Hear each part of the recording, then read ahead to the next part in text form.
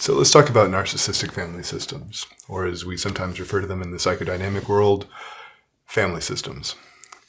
There's a lot to be said here, and frankly, there's a lot that needs to be said and probably would really benefit us as a society to talk about. Sadly, I think sometimes discussion is a little limited. We tend to think of narcissism as a condition affecting certain individuals that make up a small percentage of the population who exhibit these qualities of grandiosity, attention seeking, sort of a very narrow worldview that tends to distort information that comes in about how they're being perceived by others, and a lot of projection and also projective identification, where people are treated in a certain way that's likely to elicit a certain kind of response that then confirms that that other person indeed is being the way that I'm being, and it's really their problem, their fault. So, that all sounds familiar. That's something that we probably have known intimately and socially and politically, and are all too familiar with, and may be responsible for more than we'd like to admit, but hopefully are interested to find out.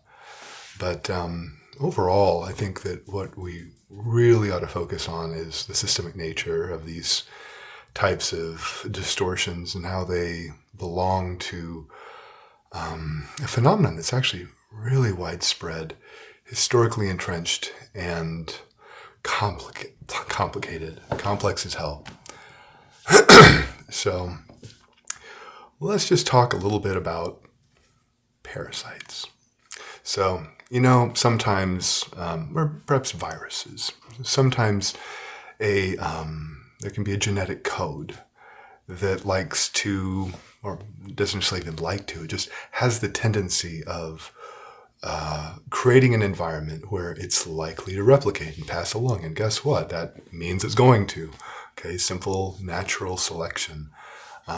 Parasites are interesting. Those are actual living creatures that can live off of and derive some of the same kinds of nourishment from the life around them, without having to go to all the trouble of developing or somehow evolving the capacity to seek that nourishment in other ways. And I don't think anybody would really probably hold a parasite accountable for being lazy. It's just what it does. And if we're not being really careful and probably consulting with medical professionals when we see the signs of having one, or having multiple parasites, well, ultimately the responsibility falls to us to learn about them, and to find treatment, to find out how to live in a world that's just full of the damn things. So and there's not just so much like a parasite. It's more about the relationship of our world to theirs. This may seem like it's taking an awfully big tangent, and indeed it is. But what I'd like to talk about, and this is drawing upon Daniel Shaw, who has a really wonderful little book, and I think a larger book that's tied more to addiction, which I haven't seen yet, called Traumatic Narcissism, Relational Systems of Subjugation. Shaw initially got interested in the subject, I believe, through his own involvement in a cult back in the 90s, and went on to study psychoanalysis and has done a really nice job taking a look at how traumatization and systemic behavior and agendas really are a more valuable focus for understanding narcissistic dynamics in family systems, and also, of course, the pathologies of individuals who are living within the delusional realms that are often the product of being distorted by their developmental exposure to these systems.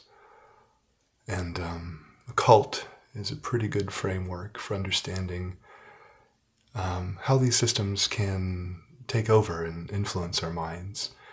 and even lead us to believe something that's quite contrary to what someone that's not been indoctrinated might see.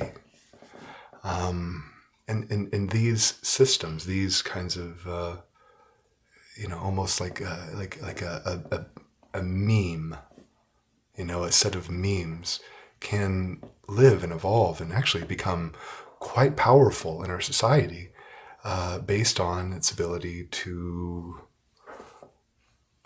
rope in individuals that are going to live in a shared delusion with it, at the expense usually of those who have to be discarded because they provide evidence that something pathological is going on. And not only that, because of the tremendous capacity of projection to essentially deflect that type of insight, the individuals that are generally bringing forward evidence of a narcissistic sort of cultish environment in a family, in a society, in a religion, are scapegoated, are seen as the wrongness, as the badness, the thing that is essentially doing what this flaw in human psychology and a sociological and systemic level has in store for us if we're not vigilant. So I think education about the fundamental dynamics of narcissistic systems, and also what the experience might be like on the inside of one of these worldviews, and how it perpetuates itself, and also the sheer desperation, at least on an unconscious level, to create a world where one can live and be loved and be gratified and feel a healthy amount of self-confidence. The fundamental attachment needs of the infant, how those can still be met in adult life for individuals who have not really undergone the transformation of learning to live in a world where there are other subjective universes that experience them in ways that may not match the idealization and protection from shame and more complex and nuanced insight beyond their capacities.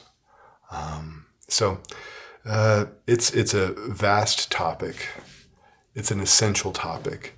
And to neglect this topic and then to go to war or fight or argue with those perspectives that are emergent from narcissistic ideologies is frankly to be reckless and woefully underprepared.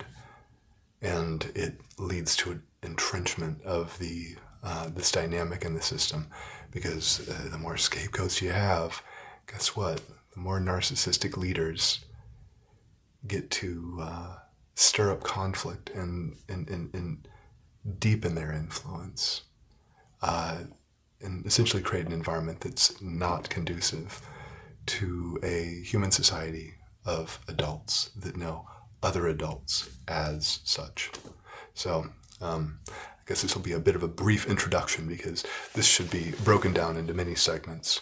But I look forward to sharing with you at least my perspectives and what I feel are helpful frameworks, not only to understand, what may be going on inside of us, what's certainly going on in the world around us, and is probably going on in a lot of our families and loved ones, and